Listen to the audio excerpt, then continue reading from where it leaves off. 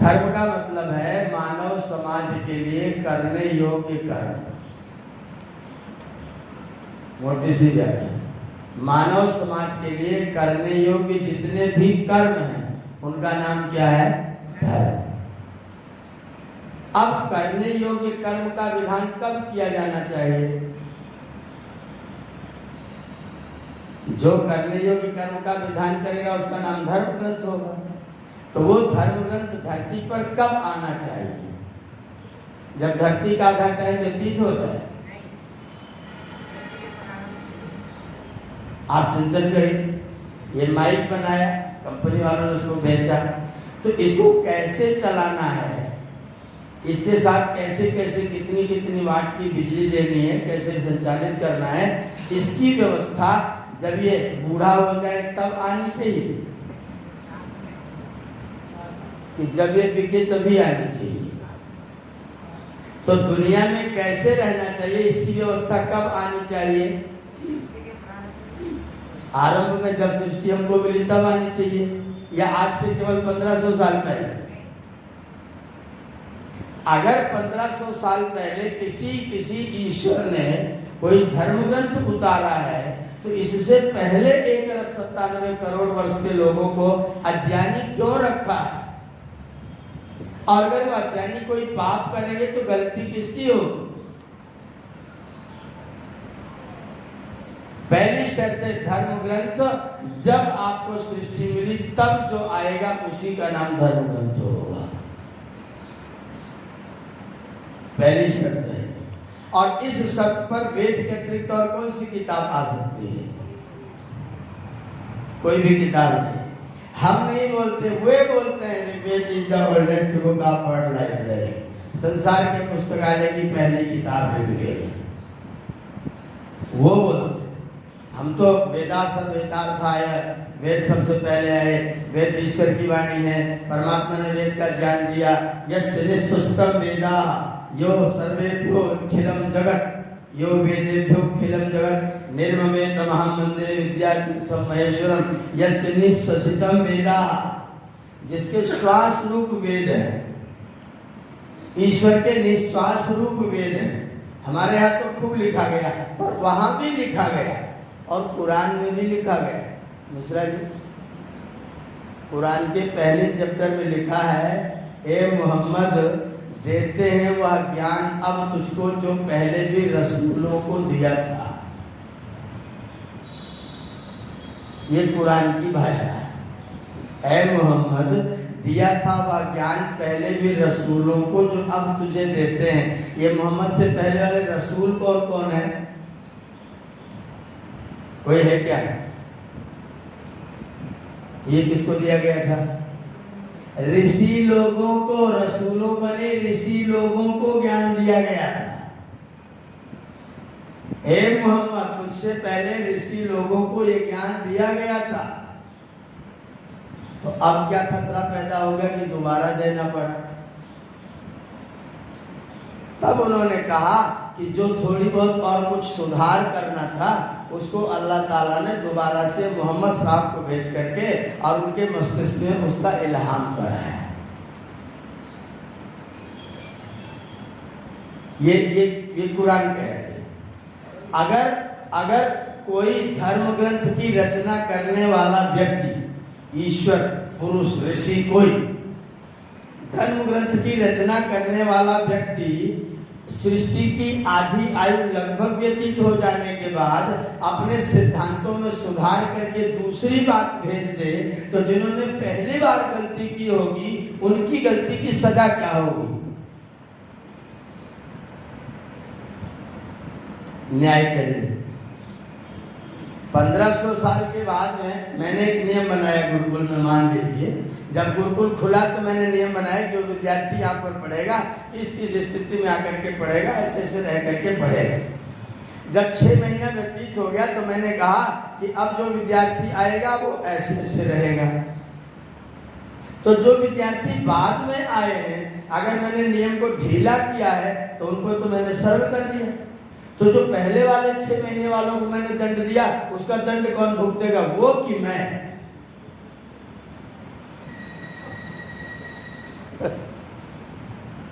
गलती कौन भोगेगा?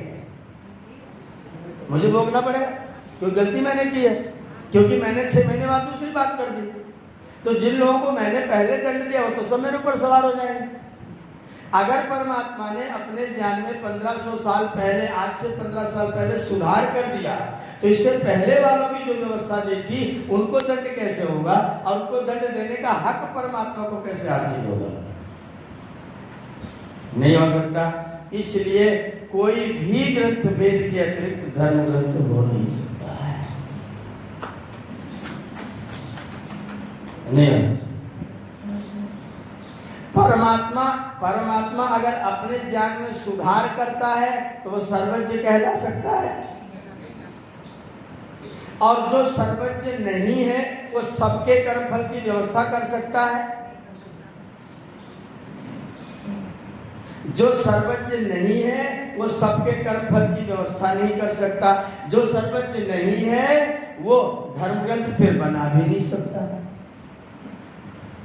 अगर उसने अपना संविधान बदला है, कुछ दिन के बाद सुधार किया है, तो फिर वो सर्वोच्च कदापि नहीं है। अगर उसमें सुधार न करे, वैसा का वैसा ही दे, तब तो कोई बात नहीं, देते रहिए। पर अगर आप सुधार कर रहे हैं, एक तरफ आप स्त्री को इडे रंते हव्ये काम्ये चंद्रे ज्योते अदिते सरस्वती मही विश्रुति अग्न्या, यजुर्वेद अध्याय 8 मंत्र संख्या 43, एक वेद मंत्र में स्त्रियों के 11 विशेषण। ईश्वर ने स्त्रियों को ऐसे ऐसी ऐसी ऐसी ऐसी बताया, और बाद में कह रहा है कि इनको पुरुष की बाई हड्डी तोड़ करके बनाया गया, इनके अंदर जान नहीं होती। ऐसा परमात्मा भी सर्वज्ञ हो सकता है क्या? नहीं होगा तो फिर वो सर्वशक्तिमान हो सकता है क्या? नहीं तो फिर सबके कर्मफल का विधाता हो सकता है क्या? दुनिया में कोई न्याय रह सकता है क्या? इसलिए धर्मग्रंथ नाम की किताब अगर कोई होगी तो एक ही हो सकती है जो सृष्टि के आदि में प्राप्त हुई हो। एक और बात, कोई धर्म ग्रंथ इसलिए बनाया गया है जिससे कि धरती पर जितने प्राणी आए सब चैन से, सुख से, आराम से रहे, किसी के साथ अन्याय न होने पाए, इसलिए व्यवस्था बनाई जाएगी। इसके लिए हमने व्यवस्था बनाई है। अगर ये व्यवस्था बाद में आकर के बदलती रहती है, तो अगर ये व्यवस्थाएं बदलती रहती हैं तो एक आदमी को परमात्मा को खुश करना है, परमात्मा ने कहा अपने बेटों की बलि दे दे। पहली बात तो परमात्मा ने महाबेवकूफ होगा, दरिद्र होगा। जो भक्त के बेटों की बलि मांगने लग जाए वो ईश्वर तो है नहीं, वो ईश्वर नहीं। चलो उसने कर दिया कि अपने बेटों की बलि दे दो। जब ये भक्त तैयार हो गया बलि देने के लिए, उनको लकड़ी पर गर्दन रखवा दिया, छुरा लेकर के खड़ा हो गया। जब वो मारने के लिए चला तो परमात्मा ने उसके लड़कों को हटा करके 2 बकरे हलाल करवा दिए। न्याय हुआ कि अन्याय? बलि मांग रहा था बच्चों की, दे किसको दिया? और कहा क्या? जो तुमको प्रिय हो उसको दान दे दो, बलि दे दो। तो बकरे प्रिय थे कि पुत्र प्रिय थे? बकरे प्रिय कि पुत्र प्रिय? तो पुत्र देना चाहिए कि बकरे देने चाहिए? तो जो बकरे दे करके खुश कर रहा है, उसी के नाम पर बरसों तक ईद मनवा रहा है, वो भी परमात्मा है क्या? और जो परमात्मा ही नहीं है उसका कोई इल्हाम धर्म ग्रंथ हो सकता है क्या? हो नहीं सकता। वेद के अतिरिक्त और कोई किताब धर्म ग्रंथ के नाम पर नहीं आ सकती। इवन गीता भी, रामायण भी, महाभारत भी, जो किताब सृष्टि के आदि में नहीं आई है वो धर्म ग्रंथ नहीं हो सकती। धार्मिक ग्रंथ हो सकती है। गीता धार्मिक ग्रंथ स्वीकार है, रामायण इतिहास और धार्मिक ग्रंथ स्वीकार है, महाभारत इतिहास प्लस धार्मिक ग्रंथ स्वीकार है, लेकिन धर्म ग्रंथ जब हमारा वेद चल रहा था, सबसे पहले परमात्मा ने जब संसार बनाया तो 4 ऋषि जो मुक्त अवस्था से आए थे उनको अपने सामने रखा और उनको 4 वेदों का ज्ञान प्रदान किया। जिसको ऋग्वेद दिया उसका नाम अग्नि, जिसको यजुर्वेद दिया उसका नाम वायु, जिसको सामवेद दिया उसका नाम आदित्य और जिसको अथर्ववेद दिया उसका नाम अंगिरा हुआ। ये नहीं हुआ कि अग्नि को एक ऋग्वेद दिया, ऐसा सिद्धांत कहीं मत बोलिए। परमात्मा ने अग्नि को ऋग्वेद नहीं दिया, जिसको ऋग्वेद दिया वो अग्नि कहलाया, जिसको यजुर्वेद दिया वह वायु कहलाया। और इसलिए जब जब सृष्टि बनेगी तो जिसको जिसको यजुर्वेद मिलेगा उसका नाम क्या होगा? वायु ही होगा। किसी भी सृष्टि में ये नाम परिवर्तन होने वाले। सूरज पूरब में उगता है, यह वाक्य सही है कि जहां सूरज उगता है उसे पूरब कहते हैं, यह वाक्य सही है।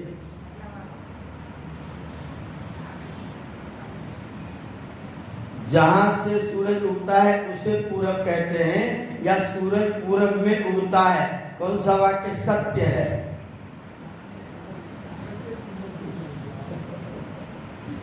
जहां सूरज उगता है उसे पूरब। सूरज किसी पूरब में नहीं उगता है। The sun rises in the east वाक्य गलत, यह वाक्य सही नहीं। जहां सूर्य उगेगा उसे पूरब कहते हैं। पूरब का निर्धारण सूर्य के कारण से होगा। सूर्य होगा तो पूरब होगा, अन्यथा कोई दिशा नहीं होगा। दिशा का मापक कौन है? सूर्य। तो जहां वो होगा वो दिशा होगा। ऐसे ही ऋग्वेद जिसको मिलेगा वो अग्नि हो। अग्नि को ऋग्वेद नहीं मिला, नहीं तो पक्षपात हो जाए। अगर अग्नि को ऋग्वेद मिलेगा तो जो अगली बार वाला मुक्तात्मा आएगा उसको ऋग्वेद क्यों न मिले? हर बार जब जब सृष्टि होगी तब तब एक ही आदमी को मिलेगा तो पक्षपात नहीं होगा। जिसको वह वेद मिलेगा उसका नाम वो होगा। ऋग्वेद जानने वाला अग्नि कहलाएगा, यजुर्वेद जानने वाला वायु कहलाएगा, सामवेद जानने वाला आदित्य कहलाएगा, अथर्ववेद जानने वाला अंगिरा कहलाएगा। चारों वेद परमात्मा ने बना करके दिए। इन चारों ऋषियों का नाम है दिव्य ऋषि। क्या नाम है? दिव्य ऋषि। अब इन चारों ऋषियों के पास में अन्य जो ऋषि पैदा हुए थे जोड़े जोड़े, वो ऋषि लोग इन चारों के पास में पढ़ने के लिए गए। वो लोग इनके सबके शिष्य बने। उन्होंने जाकर के बारी बारी से इन लोगों के पास जाकर के अपनी पढ़ाई की। तो जो वो ऋषि हुए दूसरे नंबर वाले, उनका नाम क्या हुआ? श्रुत ऋषि। वो कौन से ऋषि हैं? वो श्रुत ऋषि, क्योंकि उन्होंने सुन करके प्राप्त किया। और दिव्य लोगों ने सुन करके प्राप्त नहीं किया, उन लोगों ने हृदय में प्रकाश प्राप्त किया।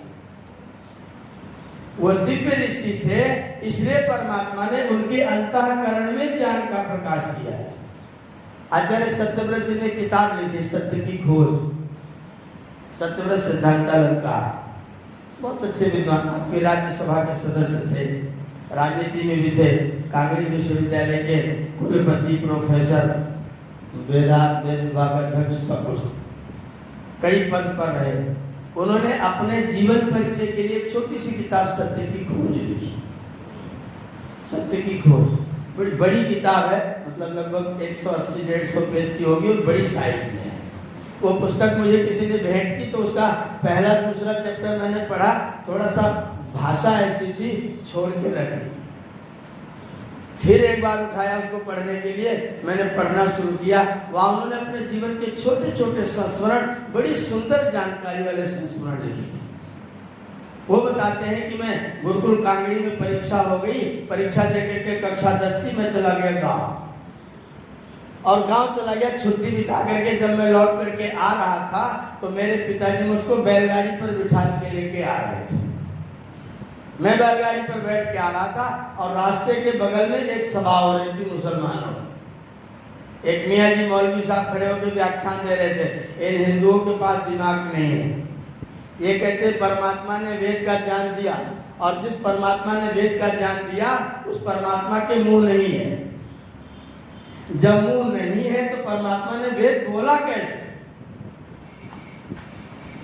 ये तर्क दिया, सभा उनकी थी, वो लोग सुन रहे थे। इनकी बैलगाड़ी सामने से निकल रही थी। ये बोले, पिताजी बैलगाड़ी को सभा की ओर ले चलो, इस मौलवी को मैं उत्तर दूंगा। कक्षा 10 का विद्यार्थी गुरुकुल का, ध्यान दीजिएगा। पिताजी मुझे ले चलो, मैं इसका उत्तर दूंगा। पिताजी बोला, तो अपना काम कर, मुसलमानों की सभा है। बोले नहीं पिताजी, इसका उत्तर देना है।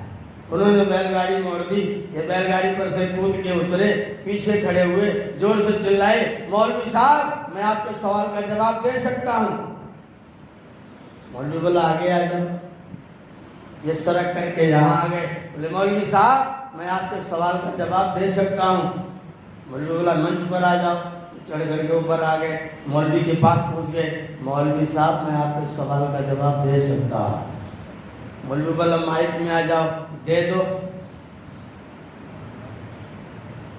ये जब माइक के पास में आए, बोले, मौलवी साहब जब मैं पीछे खड़ा था और आपको कह रहा था कि मैं आपके सवाल का जवाब दे सकता हूँ, तो मैं कितने जोर से बोल रहा था? बोले, बहुत जोर से। बोले, जब मैं नीचे आ गया तो? बोले, कम जोर से। मैं आपके पास में आ गया तो? बोले, बहुत कम जोर से। अगर मैं आपके अंदर घुस जाऊं तो? मौलवी साहब बोले, तब तो बोलना ही नहीं पड़ेगा। बोले, परमात्मा अंदर से वेद का ज्ञान देता है, इसलिए उसको बोलने की जरूरत। ईश्वर अंदर से वेद का ज्ञान देता है, इसलिए उसको मुंह की आवश्यकता। मौलवी साहब को पसीना आ गया। इनकी वाहवाही होगी, बैलगाड़ी पर बैठे गुरुकुल चले। ईश्वर वेद का ज्ञान अंतःकरण में, यहाँ है ना,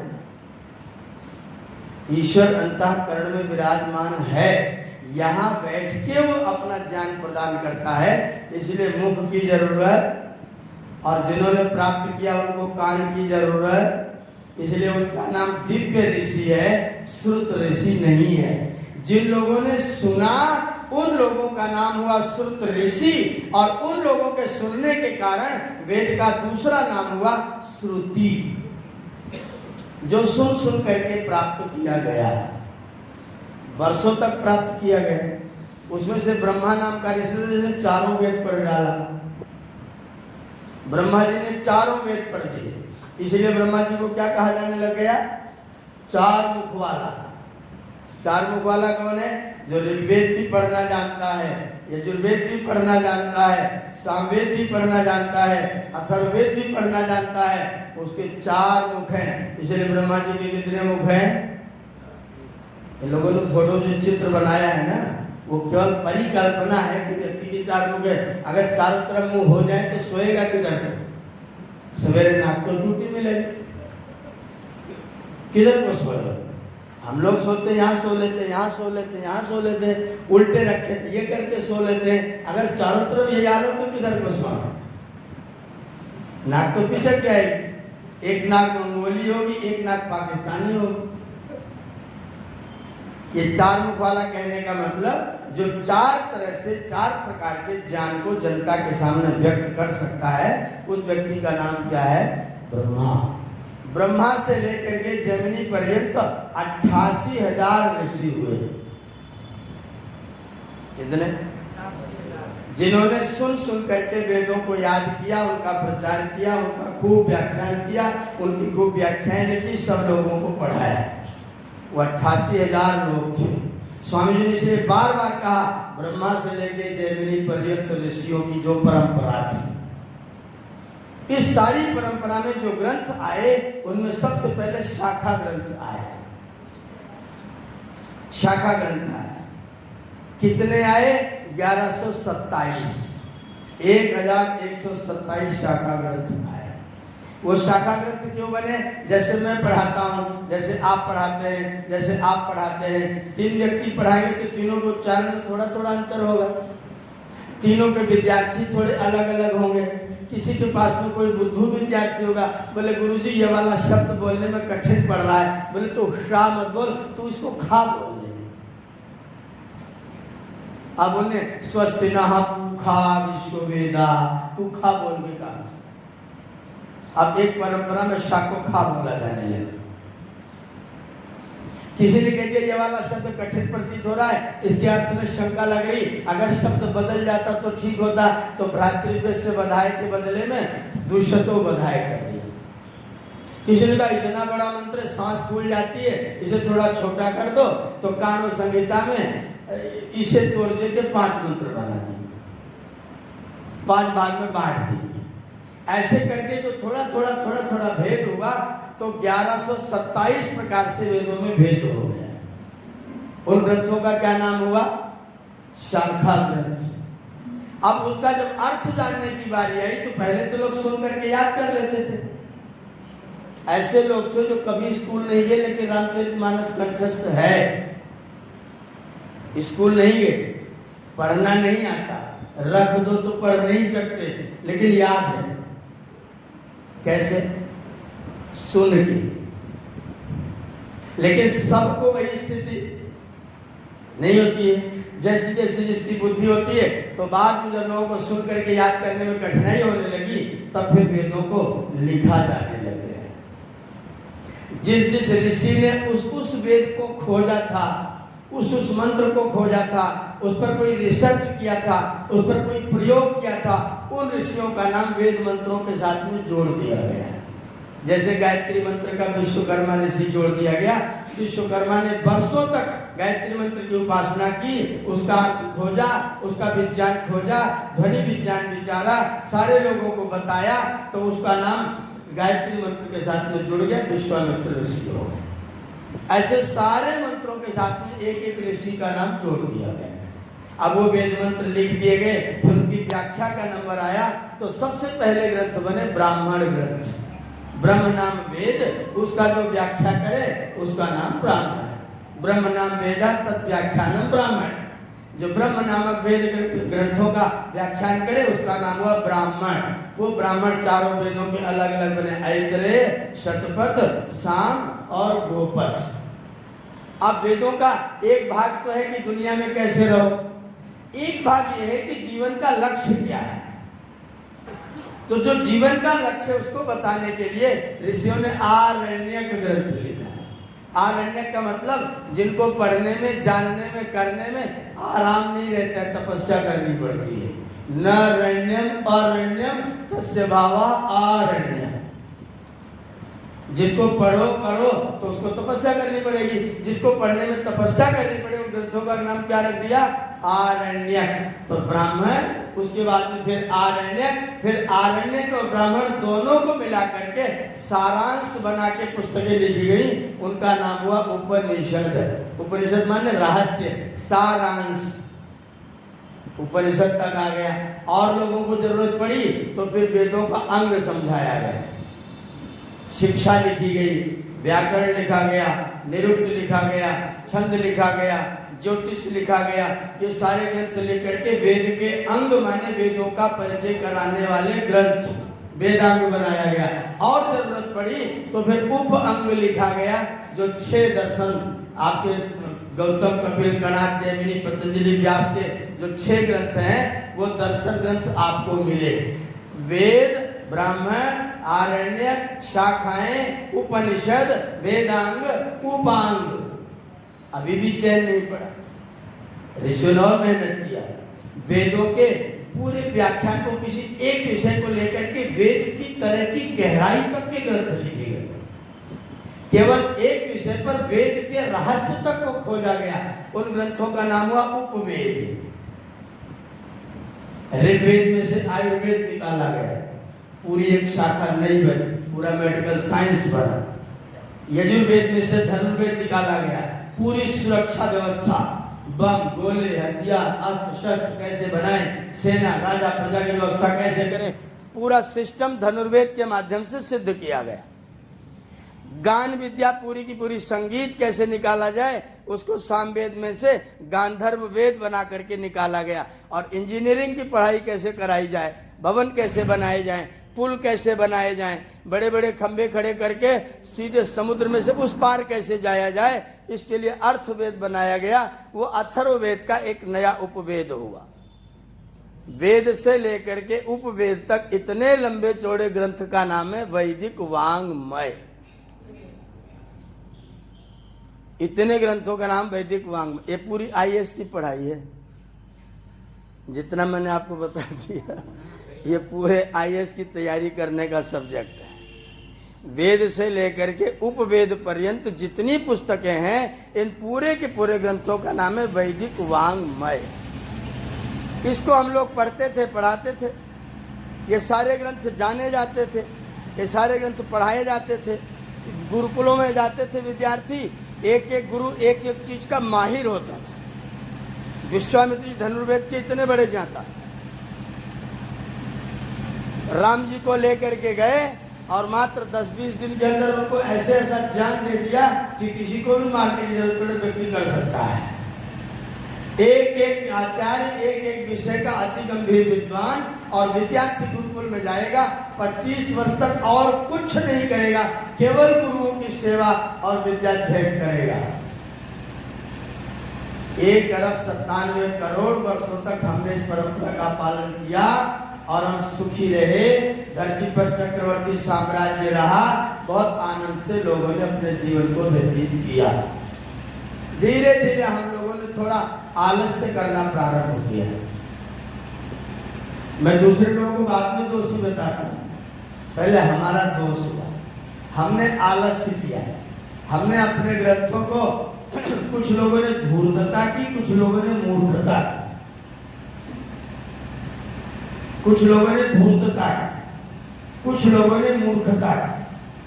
पंडित जी लोग जो थे, जो ब्राह्मण जिनका काम वेद को याद करके सुनाना, पढ़ाना, करना, कराना था, उन लोगों ने सोचा बड़ी मेहनत करनी पड़ती है, थोड़ी जुगाड़ करते हैं, अपनी मेहनत को कम कर लेते हैं। कैसे करेंगे? अगर यजमान पढ़ा लिखा होगा, अगर यजमान को हवन के सब मंत्र आते होंगे तो पंडित जी किताब देख के पढ़ेंगे। अगर यजमान सब मंत्र बिना देखे बोले और पंडित जी किताब देख के बोले तो पंडित जी को शर्म लगेगी नहीं लगेगी? तो पंडित जी को याद करना पड़ेगा। तो पंडित जी क्या जुगाड़ बनाए? यजमान को पढ़ने से रोक दिया जाए। पंडित जी लोगों ने क्षत्रिय लोगों के लिए इतनी मोटी मोटी किताब लिखी, पूरा संस्कृत साहित्य इसी से भरा पड़ा। रघुवंशम, हर्षचरितम, नैषधचरितम, सारी किताबें केवल राजाओं को चने के पेड़ पर झूला लगवाने की व्यवस्था है। इसीलिए स्वामी जी ने सारी किताबों को पढ़ने से मना किया है। उनका ये किताब पढ़ने की कोई जरूरत नहीं, क्योंकि सब फरेगा। जो कुछ नहीं करता उसके लिए पन्ना पन्ना भर के रखिए। पंडित जी लोगों ने किताब लिखी, राजा लोगों की प्रशंसा की, राजा लोगों से इनाम लिया, बोले तुम इतने श्रेष्ठ हो, तुमको पढ़ने की क्या जरूरत है, तुम एकदम मत पढ़ो। लाला जी तुम क्या करोगे पढ़ के? व्यापार बढ़ाओ, पैसा कमाओ, धन कमाओ, तुम भी मत पढ़ो। शूद्रों को तो पढ़ने का हक ही नहीं है और महिलाओं को जानने का कोई हक नहीं। आप पंडित जी को याद करना पड़ेगा क्या? महिलाओं को आता नहीं। आपको एक किताब बताऊं, सायण और माधव। क्या किताब है? सायण और माधव। किताब के लेखक है बलदेव उपाध्याय, इतिहास ग्रंथ है। उसमें उन्होंने सायण की भाष्य भूमिकाओं का संग्रह किया है। सायण ने चारों वेदों का अर्थ किया और चारों वेदों का अर्थ करने से पहले चारों वेदों की भूमिका लिखी। उसकी भूमिकाओं पर मैंने पीएचडी कराई। सायण की चारों भूमिकाओं पर मैंने पीएचडी कराई। इसके लिए मैंने उसको बहुत गंभीरता से पढ़ा। ऋग्वेद भाष्य की जो भूमिका उसने लिखी है, उस भूमिका के पेज नंबर 2 पर उसने लिखा, वेद को पढ़ने का अधिकार किसको है? तो लिखा, वेदा ही यज्ञार्थमभिप्रवृत्ता। वेद भगवान ने किस लिए बनाए हैं? हवन करने के लिए बनाए हैं। सब सत्य विद्याओं का पुस्तक है, स्वामी जी कह रहे हैं। और साईं क्या कह रहे हैं? परमात्मा ने वेद हवन करने के लिए बनाए हैं। हवन बिना स्त्री के नहीं करना चाहिए, ध्यान दीजिएगा। हवन बिना स्त्री के नहीं करना चाहिए। स्त्री ना हो तो हवन नहीं करना चाहिए। और स्त्री को वेद नहीं सुनना चाहिए। वेद किसके लिए बने? यज्ञ करने के लिए। स्त्री ना हो तो यज्ञ मत करो, और स्त्री हो तो वेद मत पढ़ो। आप वेद कब पढ़े? तब फिर पंडित जी लोगों ने जुगाड़ किया, वेद को बंद किया अलमारी में और पुराण के श्लोक पढ़ करके हवन कराना शुरू किया। आपके स्वस्ति वाचन में सब वेद मंत्र हैं और उनके स्वस्ति वाचन में सुमुखश्चैकदं तस्या कपिलो गजकर्णका, सारे भानु शशि भूमृतो बुधश्चाग्नि शुक्रासन राहु केतवा सर्वे ग्रहा शांतिकरा भवन्तु। कोई विज्ञान थोड़ा बहुत बड़ा विद्यार्थी राहु और केतु को ग्रह के रूप में स्वीकार करता है? राहु और केतु नाम का कोई ग्रह है ही नहीं, तो क्या शांतिकर होगा? लेकिन पंडित जी के पत्र में है। वेद का पढ़ना पढ़ाना छोड़ा दिया गया और कुछ लोगों ने छोड़ दिया। परिणाम क्या हुआ? उसके विकल्प के रूप में किताबें आना शुरू हुई। पुराण आए, बड़े बड़े 18 पुराण, 18 उप पुराण। और उनकी प्रशंसा करने के लिए क्या लिखा गया कि वेद को समझना हो तो पहले पुराण को समझो। इतिहास पुराणाभ्याम वेदम समुपबृंहेत विभेद तल्पश्रुतात् वेदो मामयं प्रारिष्यति। जो पुराण नहीं पढ़ेगा, अगर वो वेद का अभ्यास करेगा तो वेद ऐसे कम पढ़े लिखे लोगों से डरता है। ऐसे श्लोक बनाए गए। स्थिति क्या बनी? आज हम लोगों ने वेदों का पढ़ना पढ़ाना। जब स्वामी दयानंद ने वेद ढूंढना शुरू किया तो पंडित जी लोगों ने क्या बताया? वेद तो धरती पर है ही नहीं, वेदों को तो शंखासुर ले गया। जिनके पास रखे थे उन नालायकों ने दिया नहीं। स्वामी जी को वेद की पुस्तक जर्मनी के पुस्तकालय से ढूंढ के मंगानी पड़ी। भारत के लोगों ने स्वामी दयानंद सरस्वती को वेद नहीं दिया। झेलम के जो पंडित है ना, कश्मीर के पंडित, आज पिट रहे हैं, रो रहे हैं, जिनकी हम फिल्म देख देख के उनके प्रति आकर्षित हो रहे हैं। ये महानालायक लोग स्वामी दयानंद को जब कश्मीर जाने का अवसर आया, महाराज ने कहा कि आप हमारे राज्य में प्रचार के लिए आइए। जब इन पंडितों ने सुना कि स्वामी दयानंद आ रहे हैं, सारे पंडित इकट्ठा होकर के गए राजा के पास। अगर दयानंद मेरे राज्य में प्रवेश करेगा तो हम झेलम नदी में कूद करके डूब मरेंगे, आत्महत्या कर देंगे और उसका पाप तुम्हें झेलना पड़ेगा। राजा इनसे डर गया, राजा मान गया, महाराज आप हमारे यहाँ मत आए। स्वामी श्रद्धानंद को कश्मीर में प्रवेश नहीं करने दिया, स्वामी दयानंद को कश्मीर में प्रवेश नहीं करने दिया। आज खुद भी प्रवेश नहीं कर पा रहे हैं। पूरी की पूरी व्यवस्था धीरे धीरे आलस्य से, प्रमाद से, कुछ अपने स्वार्थ में मेरा लाभ हो जाए, बाकी दुनिया भाग में जाए, मेरा फायदा हो, इनकी सारी उपाधि, सारी ब्राह्मणों की उपाधियां वेद के आधार पर थी। ऋग्वेद पढ़ेगा तो पाठक, ऋग्वेद पढ़ेगा तो पाठक, यजुर्वेद पढ़ेगा तो दूसरा वेद इसलिए द्विवेदी, तीसरा वेद सामवेद पढ़ेगा तो त्रिवेदी, चौथा पढ़ेगा तो चतुर्वेदी। यजुर्वेद में शुक्ल और कृष्ण दो भाग है, दोनों पढ़ेगा तो मिश्रा मिला के पढ़ता है। शुक्ल भी पढ़ता है, कृष्ण भी पढ़ता है। शुक्ल ही पढ़ता है तो शुक्ला, शुक्ल यजुर्वेद पढ़े तो शुक्ला, कृष्ण ही पढ़े तो भट्ट, दोनों को पढ़े तो मिश्र। पढ़ के पढ़ाने लग जाए तो पाठक, पढ़ करके पढ़ाने लग जाए तो उपाध्याय, और पढ़ करके रिसर्च करने लग जाए, खोजबीन करने लग जाए तो पांडे, पंडाया पद्यम पांडेय। सारी ब्राह्मणों की उपाधियों का आधार क्या है? और वेद को खत्म कर दिया, लेकिन उपाधियां स्कूल गए नहीं, बीए बने घूम रहे हैं, स्कूल में भर्ती नहीं हुए, बीए है साहब। हम शुक्ला जी हैं। शुक्ला माने क्या होता है? तो हमारे पिताजी शुक्ला थे, पिताजी शुक्ला थे, तुम क्या शुक्ला हो गए भैया? पिताजी ने एमए किया तो बेटा एमए होगा क्या?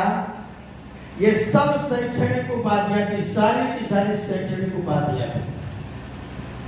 जिन्होंने 6 अंक पढ़ा उड़ीसा में सड़ंगी, उड़ीसा में सड़ंगी 6 अंक पढ़ने वाले। ये सारे की सारी ब्राह्मणों की सारी उपाधियां वेद के आधार पर है। हमने वेद का पढ़ाना छोड़ा, इन तथाकथित ग्रंथों को अपनी जेब में लगाया, और आज ये तथाकथित कथावाचक कहते हैं कि कलयुग में वेद किसी की समझ में नहीं आएगा।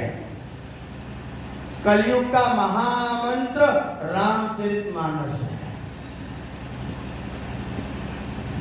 कलयुग का महामंत्र रामचरितमानस। कलयुग में वेद किसी की समझ में नहीं आए। पंडित जी कथा कह रहे थे, मैं कथा में जाके आगे ही बैठा था। पंडित जी ने कहा वेद में 1 लाख मंत्र हैं। मैंने तुरंत पर्ची बनाई, महाराज आपने बहुत कृपा की, वेद में 1 लाख मंत्र होते हैं, आपने बता दिया, कृपा करके भी बता दिए कौन से वेद में कितने मंत्र होते हैं,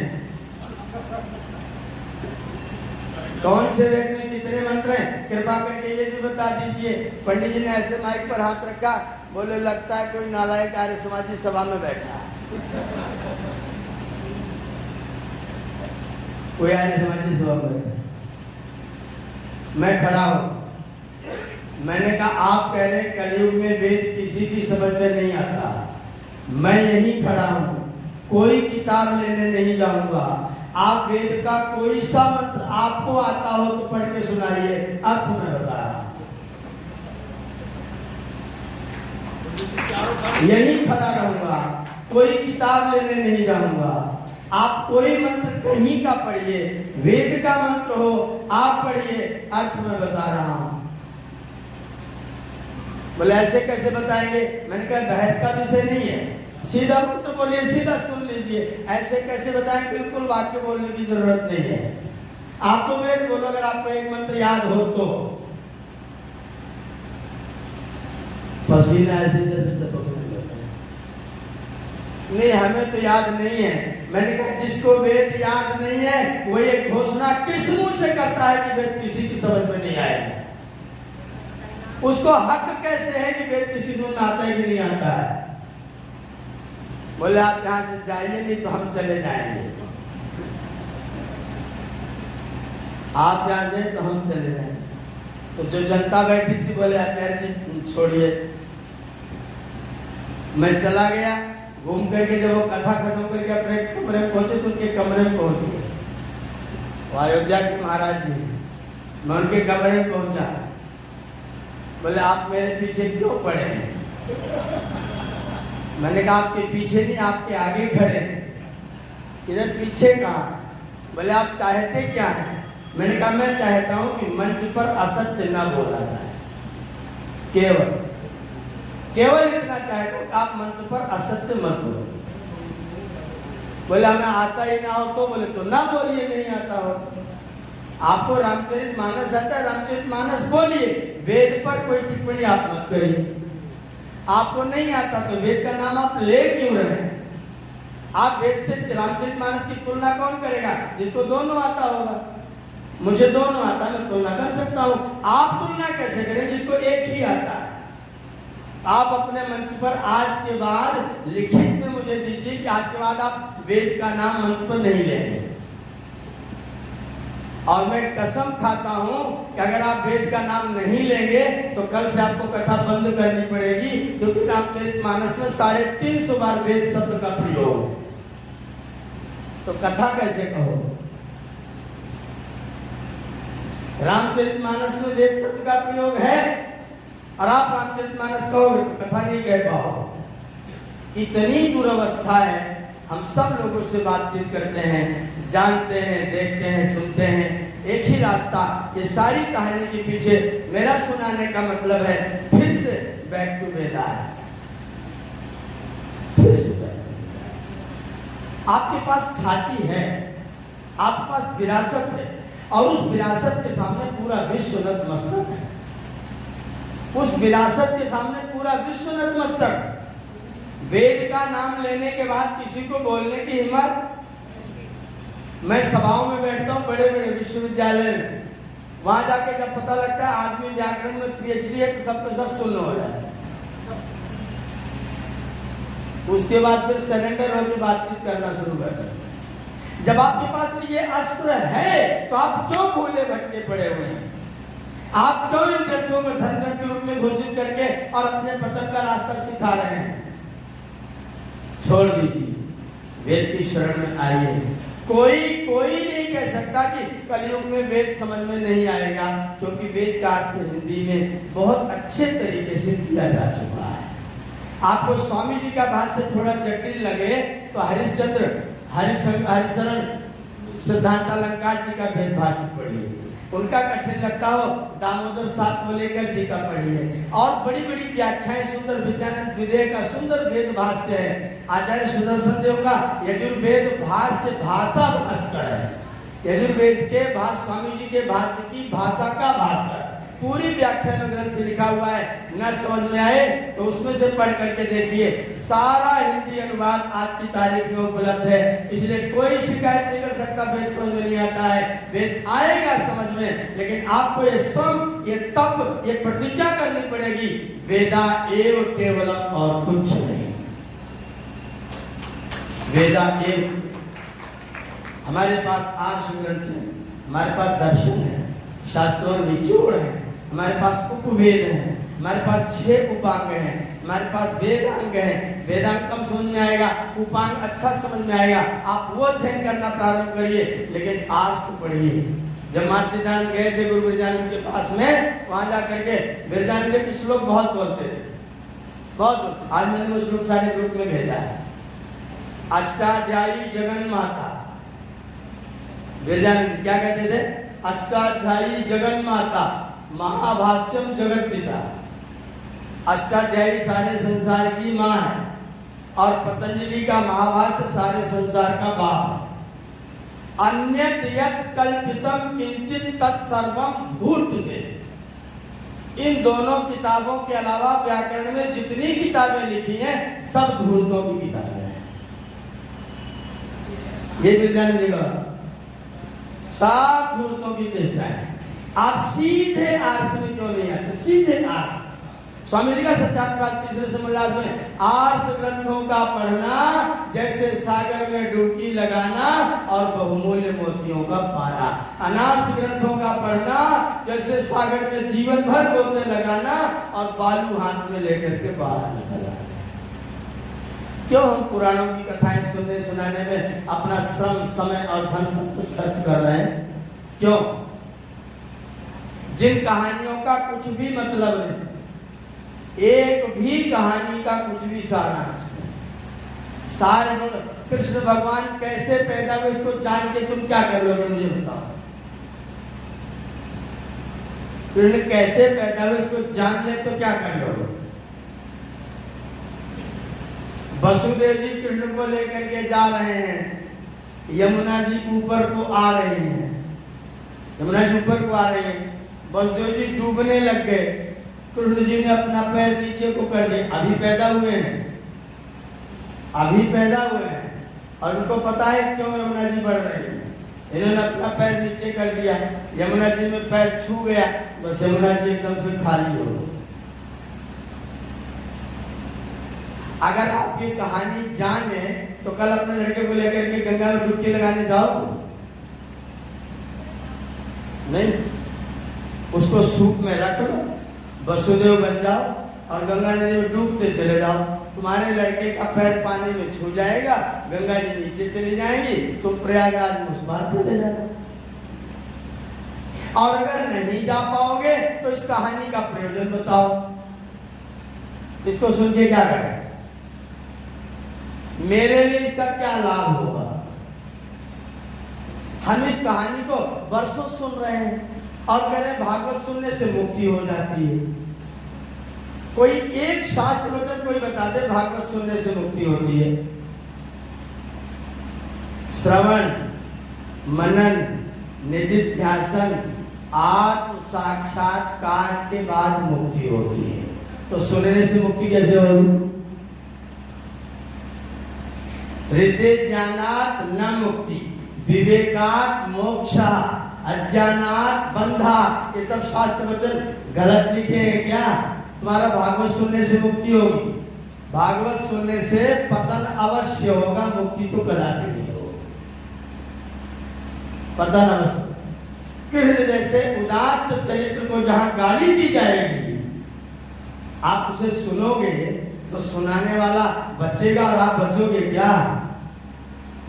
कृष्ण जी इतने बड़े हैं, इतने बड़े, यशोदा जी को गोद में लेके जा रहे हैं, रास्ते में राधा जी मिल गए।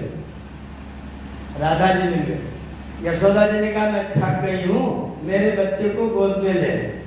राधा जी ने गोद में ले लिया। यशोदा जी चली गई कहीं घूमने। जैसे ही यशोदा जी गई, तुरंत कृष्ण जी 25 साल के जवान हो।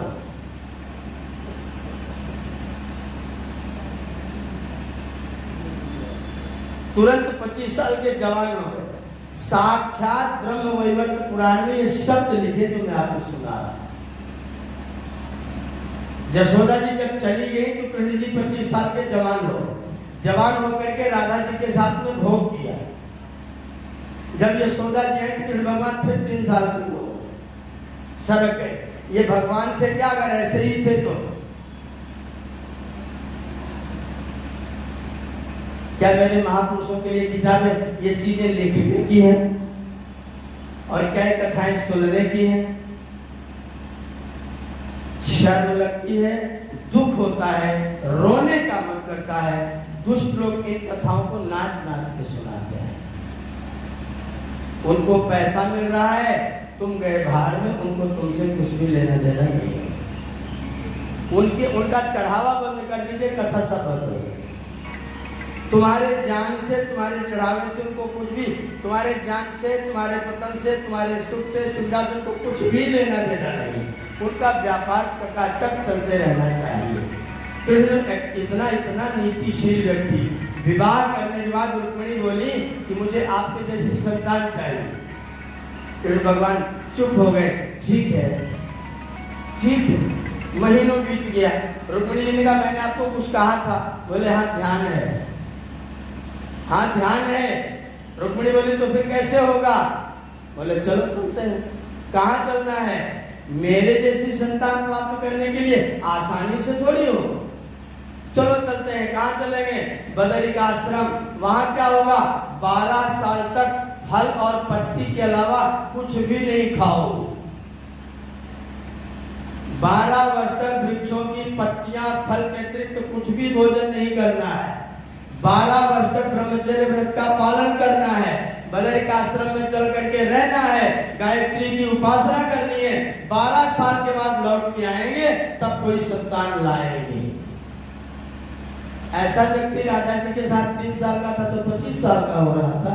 ये लिखने वाला नालायक मरा नहीं और सुनाने वाला बेवकूफ जी रहा है। बहुत दुर्भाग्य की बात है, बहुत कष्ट की बात है।